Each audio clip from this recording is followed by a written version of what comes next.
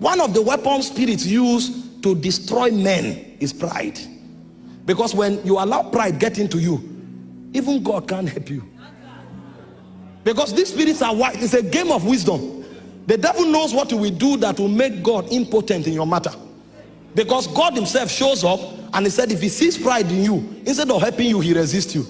He said he resisted the proud, he giveth more grace to the humble. So when the devil wants to fight you, he will not come with a dagger. He will inject pride and he will allow it to subtly enter your soul. And when that pride enters your soul, even God that should be your helper will now resist you. And you will now discover that you are a stranger on earth. You are lonely, walking on earth, not knowing what to do. And your purpose will elude you. Because demons are walking here. Spirits are walking here. We must not make the mistake of assuming that the things that happen on earth are a set of coincidences. Nothing is a coincidence. Everything is deliberately orchestrated from the spirit realm. The first weapon of the devil for shutting us down from purpose is pride. When you become proud, God can help you. And Satan will make a mess of you. There's another weapon called distraction. In 1 Kings chapter 20 verse 40, the prophet told a parable to the king. He said, my Lord gave me a servant to keep. He said, but as I was busy here and there, I lost him. You will now discover that your dream is actually not something you created. Because I will define a dream. Your dream is actually images. Divinely orchestrated images generated in your spirit to help you have a grasp of your purpose. And so if you become busy here and there, you will lose your dream. You will not understand that you thought you saw a woman, you say, ah. You thought you saw a car, oh. As you are turning up and down, your dream is eluding you. The next time you wake up, you are 80. And then you are wondering, why did I come here? They will answer you in heaven. There's a place where you get all the answers. It's in heaven. There's no answer that you will not get there. But you see, because the devil knows this, he will fire distraction into your soul. And there are many young men who are distracted. They face anything that has to do with destiny. They discover they don't have appetite for it. And from morning till night, they are roaming up and down doing nothing. And they are busy here and there. When you become busy here and there, you don't need the devil to take your vision. You will hand it over. You will lose it. It's a weapon from the demonic realm. People don't know spirits are doing overtime work here. That's why they take life for granted. The second weapon the devil uses is the weapon of distraction. If you become distracted, trust me, if they like, they should pour a drum of oil on your head. You will lose your vision. You will lose your dream. You will never fulfill it. It's in heaven they will show you the scope and the power that your life should have commanded. The third weapon the devil uses on earth is wrong desires. Spirits run on the frequency of your desire. Every time a desire is born, a channel is open for spirit manifestation. In John 8:44, Jesus was speaking. He said, you are of your father, the devil. He said, the lust of your father shall ye do. So the moment you build a desire, you enthrone a spirit over you. The moment their desires became lost, the devil became their father. And you know the word father is the word pater. It's also the word fundus. That's origin and sustainer. So you will discover that when you build a wrong desire, the spirit that takes over is the one that creates the kind of image that you see.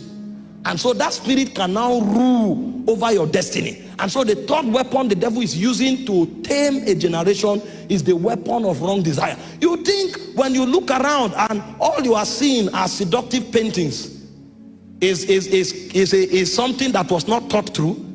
You buy a razor blade, you see a naked person. They are trying to create an image. And as we go into dreams, you will see the power of visualization. What the devil is trying to do is to create a desire in you. And that desire created will become a gangway for him to walk into your destiny and to dominate you. It's a weapon in the spirit. When you become wise, you will shut the gates. The gate of the eyes, the gate of the ear, the gate of the skin. Nothing can enter. In Ephesians 4:27, he said, giving no place to the devil. Because it is you who determines what spirit rule over you. And the desires you open up is the gateway for spirits. This thing does not begin with talking. There are many things that happen in your life that you don't say anything, but you consent to. And one of the ways you consent is through your thinking and your desire.